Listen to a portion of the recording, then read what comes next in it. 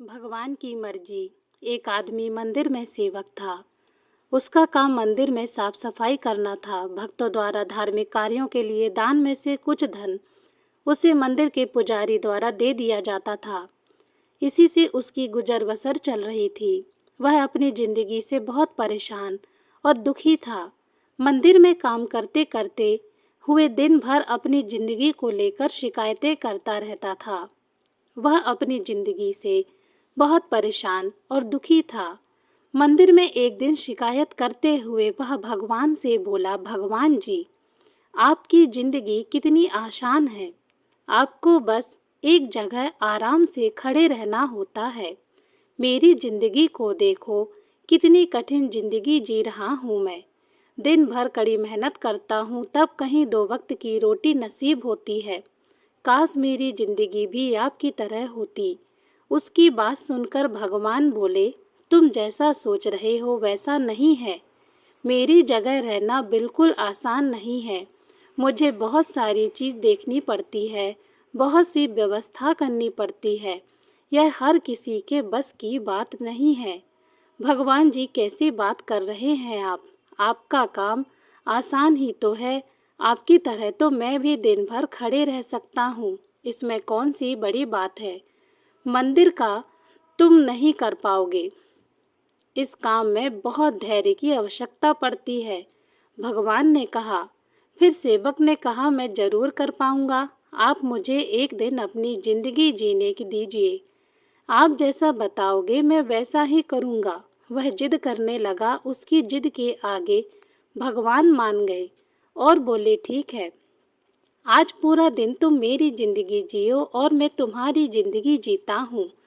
लेकिन मेरी जिंदगी जीने के लिए तुम्हें कुछ शर्तें माननी होंगी।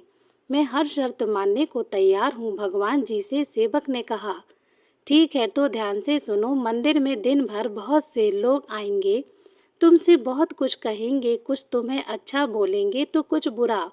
तुम्हें हर किसी की बात चुपचाप एक जगह मूर्ति की तरह खड़े रहकर धैर्य के साथ सुननी होगी और उन पर कोई प्रतिक्रिया नहीं देनी है। सेवक मान गया। भगवान और उसने अपनी जिंदगी एक दिन के लिए आपस में बदल ली। सेवक भगवान की जगह मूर्ति बनकर खड़ा हो गया। भगवान मंदिर के साफ सफाई का काम निपटाकर वहां से चले गए। कुछ समय बीतने के बाद मंदिर में एक धनी व्यापारी आया। भगवान से प्रार्थना करते हुए बोला, भगवान जी, मैं एक नई फैक्ट्री डाल रहा हूँ। मुझे आशीर्वाद दीजिए कि यह फैक्ट्री अच्छी तरह से चले और मैं अच्छा मुनाफा कमाऊं। प्रार्थना करने के बाद वह प्रणाम करने के लिए नीचे झुका तो उसका बटुआ गिर गया। जब वह वहां से जाने लगा तो भगवान की जगह खड़े मंदिर के सेवक का मन हुआ कि उसे बता दे कि उसका बटुआ गिर गया है, लेकिन शर्त अनुसार उसे चुप रहना था। इसलिए वह कुछ नहीं बोला और खामोश खड़ा रहा। इसके तुरंत बाद ही गरीब आदमी वहां आया। मैं भगवान से बोला, भगवान जी, बहुत गरीबी में जीवन काट रहा हूँ। परिवार का पेट पालना है, माँ की दवाई की व्यवस्था करनी है। समझ नहीं पा रहा हूँ कि कितना सब कैसे करूँ। आज देखो, मेरे पास बस 1 रुपया है। मैं इससे क्या कर पाऊंगा? आप ही कुछ चमत्कार करो और मेरे लिए धन की व्यवस्था कर दो। प्रार्थना करने के बाद जैसे ही वह जाने को हुआ, उसे नीचे गिरा व्यापारी का बटुआ दिखाई दिया। उसने बटुआ उठा लिया और भगवान को धन्यवाद देते हुए बोला, भगवान जी, आप धन्य हैं। आपने मेरी प्रार्थना इतनी जल्दी सुन ली। इन पैसों से मेरा परिवार कुछ दिन भोजन कर सकता है। माँ की दवाई की व्यवस्था भी हो जाएगी। भगवान को धन्यवाद देकर वह वहां से जाने लगा। भगवान बने मंदिर के सेवक का मन हुआ कि उसे बता दे कि वह बटुआ तो व्यापारी का है, मैंने नहीं दिया है। वह जो कर रहा है वह तो चोरी है। लेकिन वह चुप रहने के लिए विवश था, इसलिए मन मारकर चुपचाप खड़ा रहा। मंदिर में आने वाला तीसरा व्यक्ति था नाविक। वह 15 दिन के लिए समुद्री यात्रा पर जा रहा था। भगवान से उसने प्रार्थना की कि उसकी यात्रा सुरक्षित रहे और वह सकुशल वापस आ सके। वह प्रार्थना कर ही रहा था कि धनी व्यापारी वहां आ गया। वह अपने साथ पुलिस भी लेकर आया था।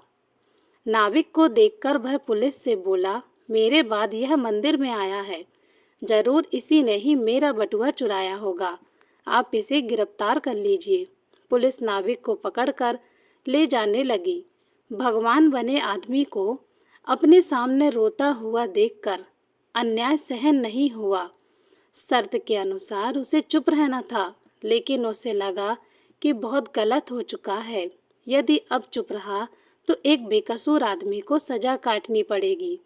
उसने अपनी चुप्पी तोड़ते हुए कहा, आप गलत व्यक्ति को पकड़कर ले जा रहे हैं। बटुआ इस नाविक ने नहीं, बल्कि पहले आए गरीब व्यक्ति ने चुराया है। मैं भगवान हूँ और मैं सब देखना है। पुलिस भगवान की बात कैसे नहीं मानती। उनकी बात मानकर उन्होंने नाविक को छोड़ दिया और उस गरीब आदमी को पकड़ लिया जिसने बटुआ लिया था। शाम को जब भगवान वापस आए तो मंदिर के सेवक ने पूरे दिन का वृत्तांत सुनाते हुए गर्व के साथ बताया कि आज मैंने एक व्यक्ति के साथ अन्याय होने से रोका है। देखिए, आपकी जिंदगी जी करके मैं कितना अच्छा काम कर दिया। उसकी बात सुनकर भगवान बोले, यह तुमने क्या किया? मैंने तुमसे कहा था कि चुपचाप मूर्ति बनकर खड़े रहना, लेकिन वैसा तुमने नहीं किया।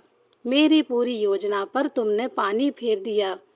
उस धनी व्यापारी ने बुरे कर्मों का इतना धन कमाया है कि यदि उसमें से कुछ पैसे गरीब आदमी को मिल जाते तो उसका भला हो जाता और व्यापारी के पाप भी कुछ कम हो जाते। नाविक को तुमने समुद्री यात्रा पर भेजा है, वह अब जीवित वापस नहीं आ पाएगा। समुद्र में बहुत बड़ा तूफान आने वाला है। यदि वह कुछ दिन जेल में रहता तो कम से कम बच जाता। सेवक सुनकर एहसास हुआ कि वह तो बस वही देख पा रहा था जो आंखों के सामने हो रहा था। उन सब के पीछे की वास्तविकता को तो वह अच्छे से समझ ही नहीं पा रहा था। जबकि भगवान जीवन के हर पहलू पर विचार कर अपनी योजना बनाते हैं और लोगों के जीवन को चलाते हैं। सीख, हम सभी भगवान की योजनाओं को समझ नहीं पाए। जब हमारे साथ कुछ गलत हो रहा होता है या हमारे हिसाब से कुछ नहीं हो रहा होता है तो अपना धैर्य खोकर हम भगवान को दोष देने लगते हैं। हमें समझ नहीं पाते हैं कि इन सब के पीछे भगवान की कोई ना कोई योजना छुपी हुई होती है। ऐसे समय में हमें भगवान पर विश्वास रखकर धैर्य धारण करने की आवश्यकता होती है। इसलिए चिंता ना करें। यदि आपकी मर्जी से कुछ नहीं हो रहा है तो इसका अर्थ यह है कि वह सब भगवान की मर्जी से हो रहा है, और भले ही देर से ही सही, भगवान की मर्जी से सब अच्छा ही होता है।